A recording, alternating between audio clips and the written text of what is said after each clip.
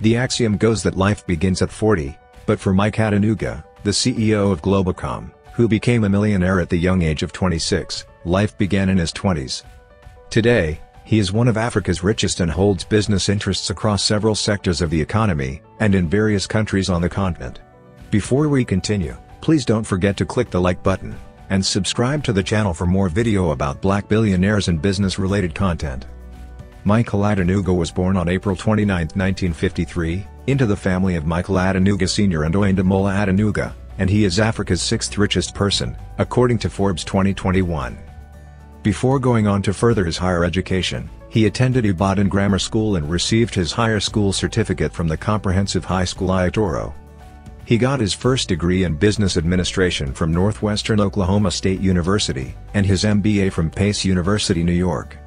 Regardless, Adenuga credits his commercial acumen to his mother, who was also an entrepreneur. Even as a student, Adenuga had a difficult time paying for his university tuition, and he had to work as a taxi driver in New York to make ends meet. At one point, he also sold drinks and lace materials, doing whatever he could to make money.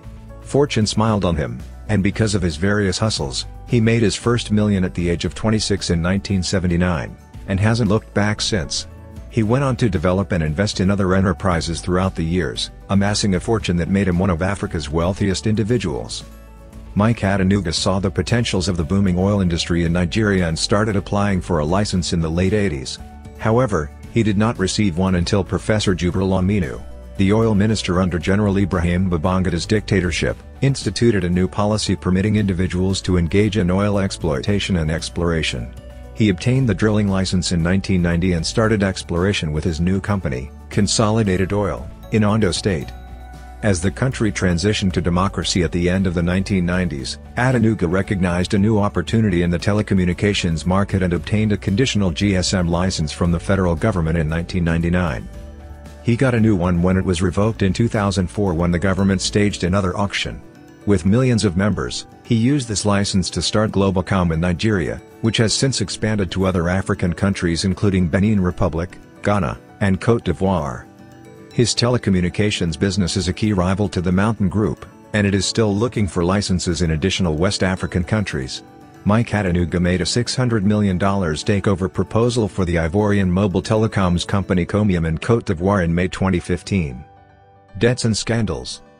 The Economic and Financial Crimes Commission raided the headquarters of Globalcom, Equatorial Trust Bank, ETB, and Con Oil in 2006, inviting Mike Adenuga to testify in a money laundering investigation. He was then charged with money laundering and incarcerated as a result.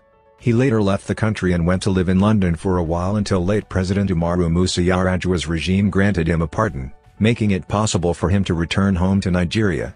Mike Adenuga was being chased for a combined debt of about $140.5 million by 2 foreign and 1 local companies, it was revealed in June 2016.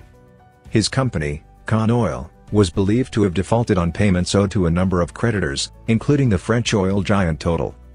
The High Court in Lagos issued an interim injunction against Belbop, another Adenuga company, after it failed to pay the $9.4 million owed to Baker Hughes, a U.S. oil and gas corporation. Some creditors were said to have been so heavily struck by the massive debts that they had to shut down some of their activities. Depthwise, a local oil servicing firm, had been forced to lay off personnel and shut down services on 2 of Con Oil's rigs, citing a $40 million debt that had rendered the company insolvent to the point that it could no longer afford the day-to-day operating costs of working on the rigs. Coming a short while after the business mogul increased his net worth by almost $5 billion, the scandal of course attracted a lot of criticisms. Recognitions.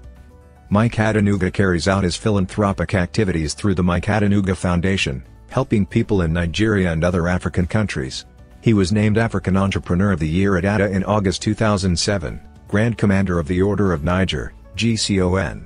In 2012, Companion of the Star of Ghana, CSG, in 2018, and was named among the 100 most outstanding and eminent Nigerians at the Centenary Awards in 2018. In 2018, he was decorated with the insignia of a Commander of the Legion of Honor by President Emmanuel Macron of France. He also holds a Yoruba chieftaincy as the Otunba peasant of the Ijebu clan. He owns stakes in different companies in Nigeria including Stanbic IBTC Bank and Sterling Bank. According to Forbes' recent rating, Mike Adenuga is currently worth $6.3 billion.